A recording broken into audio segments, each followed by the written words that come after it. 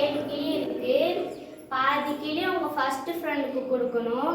மீதமுள்ள பாதி கிளி உங்கள் செகண்ட் ஃப்ரெண்டுக்கு கொடுக்கணும். மீதமுள்ள பாதி கிளியை உங்கள் தேர்ட் ஃப்ரெண்டுக்கு கொடுக்கணும். அப்படின்னா எப்படி உங்கள் 3 ஃப்ரெண்ட்ஸுக்கும் கொடுப்பீங்க?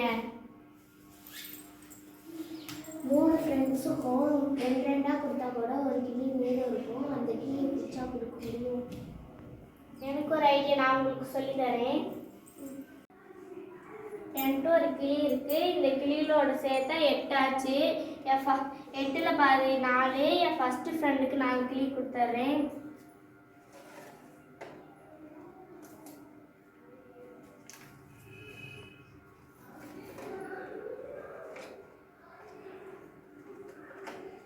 என்கிட்ட 4 கிளிகள் இருக்கு. 4ல் பாதி 2. நான் என் செகண்ட் ஃப்ரெண்டுக்கு 2 கிளி கொடுத்துட்றேன்.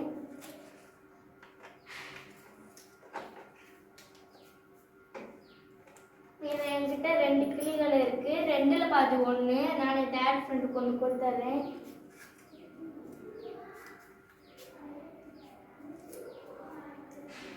என் ஃபர்ஸ்ட் ஃப்ரெண்டுக்கு 4 கிளி கொடுத்துருக்கேன். செகண்ட் ஃப்ரெண்டுக்கு 2 கிளி கொடுத்துருக்கேன். தேர்ட் ஃப்ரெண்டுக்கு 1 கிளி கொடுத்துருக்கேன்.